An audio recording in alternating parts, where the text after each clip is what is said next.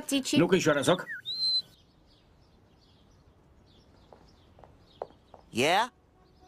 Ну, чего надо? А, Ты меня звала? Нет, я вас не звала.